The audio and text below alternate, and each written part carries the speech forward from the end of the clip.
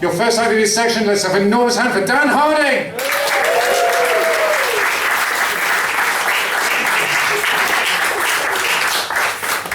Hi, that's doing well! Hey! Well, the second commandment going on here. Jesus, the front row is pretty young, isn't it? How'd you get here on your bikes? It's great meeting the cast of Stranger Things. But are you a comedian? You sure? The feet you done on stage then? Get them off! Thank you. Right, you're an eclectic bunch, aren't you? What? Sorry, I didn't catch you actually earlier. What's your society? Scuba diving. Scuba diving? I know. It's the most middle class thing I could ever fucking imagine. Absolutely outrageous. Right, I'll talk about myself then. By the way, if you're trying to get the accent, I am obviously Spanish. I'm not. I'm Irish, but I grew up in Spain. So that apparently is where West Country accents come from.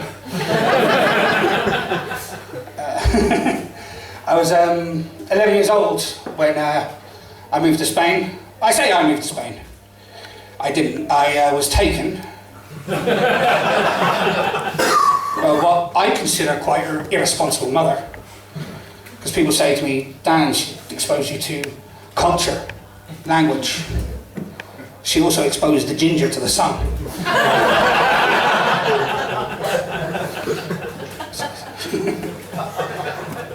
It's good. A lot of people say to me, like, there's a lot of things, like, there's crossover between being Irish and Spanish.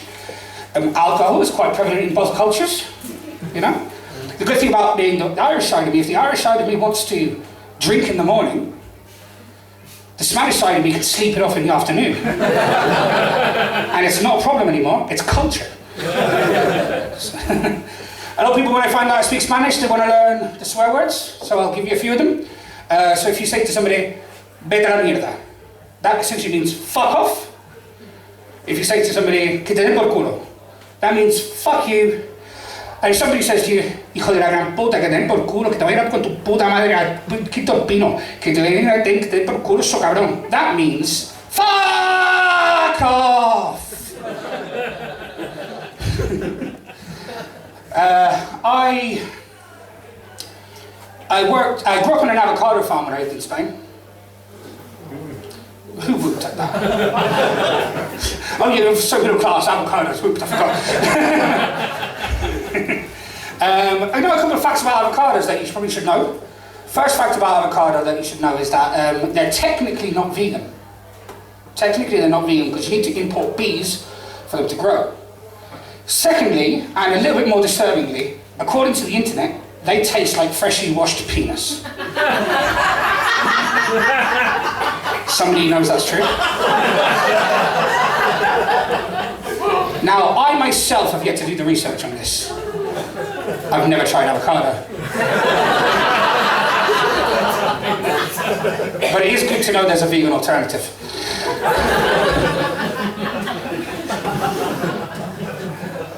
I said my mum was irresponsible earlier. She is very irresponsible. I remember this a few days ago. When I was 8 years old, I found some handcuffs in her wardrobe.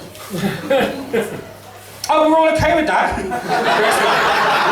Well, absolutely fine. What's it? This is back in the 90s, way before 50 Shades of Grey, guys. I said, no. 27 years I repressed that memory of my mother being a policewoman. Well, that's what I'm going with anyway.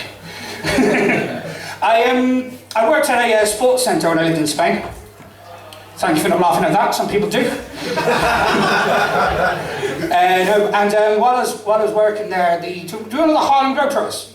Yeah. For those of you who don't know, they're a basketball team, they do lots of tricks and stuff like that. Really cool, really good fun. And I was their liaison for the day, because I spoke English, and after their exhibition, one of them comes up to me and says, "Hey, where the bad girls at?" Now, I was 18 years old, I was quite naive. I didn't realise he meant strip club. So fast forward half an hour later, I'm in the strip club with the Harlem Globetrotters. Now, I've never been to a strip club since, I've never been to one before, but if you're gonna go to a strip club, you go with the Harlem Globetrotters, because they are professionals. They know what they're doing. You know, they were, one of them had one spinning on his finger. Ping pong balls were flying, they were catching them, they were throwing them back in for 3 points. It was amazing. It's a spectacle.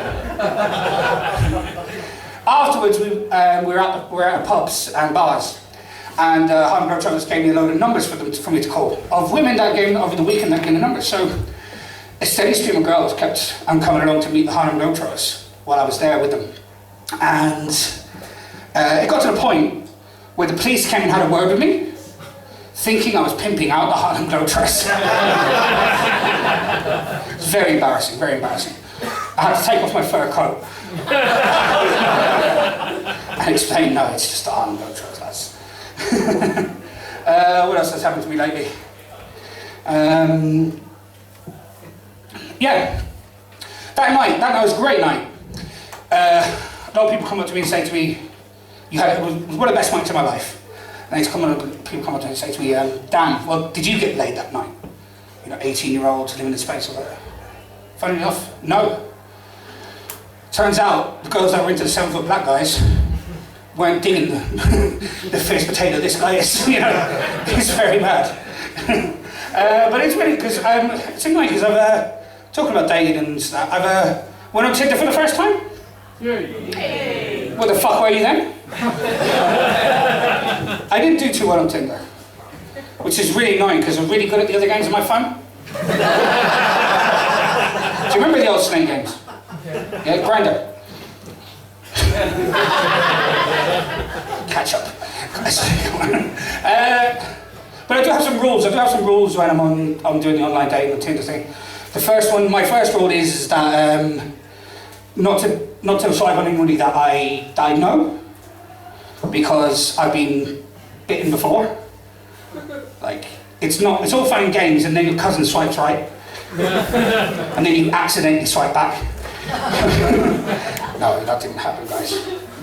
I just hit her up on the family WhatsApp group. No, I did. My second rule is that, you know how, like, if you're into guys, if a guy has a fish on his profile picture, otherwise you guys are into fishes, so it's nothing to you. If you're a fish on your profile picture, don't put it on there. Alright, guys, I'm telling you now. Or if that guy has a car on his profile picture. I have the same thing. If a girl has a horse on her profile picture, it's a big no-no for me. But I have thought about giving the horse girls the benefit of the doubt, though. Because I've got a brush for my beard that's very like a horse brush. If a kid sneaks up behind me, I will kick it. And if you're going to feed me, you should really do it with a flat palm.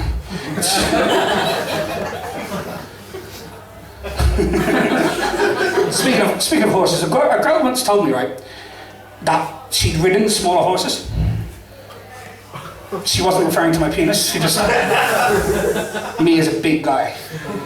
It's a bit of a wake-up call, because I know I'm a big guy, guys. I mean, I'm a big guy. But I am trying to lose weight. I started to go to the gym and stuff, and I, so far, lost any motivation. First thing that went. And, but no, I've got a problem. I've got something called an underactive thyroid. Do you know what an underactive thyroid is? Yeah. So for those of you who don't know what an underactive thyroid is, it's a gland in my neck that makes it really difficult to walk past Greg's. We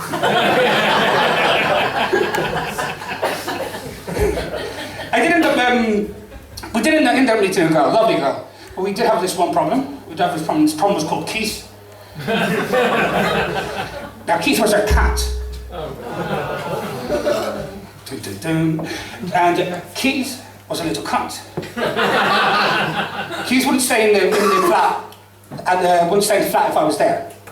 So what happened is he would he'd fuck off as soon as I was there, wouldn't come back in.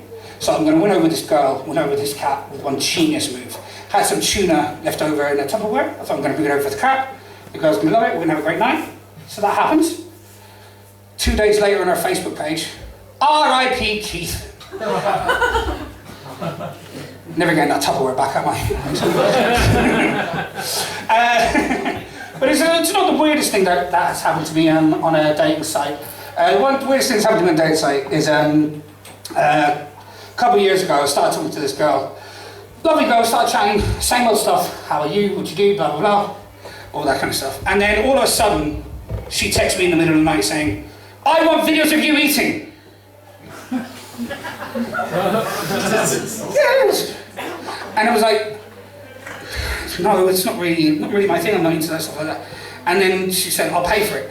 And I was like, no. She was very insistent. I want to eat burgers, chips, and I want to eat cakes.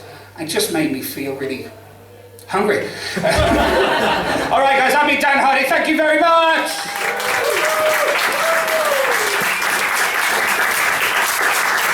Dan Harding, everyone.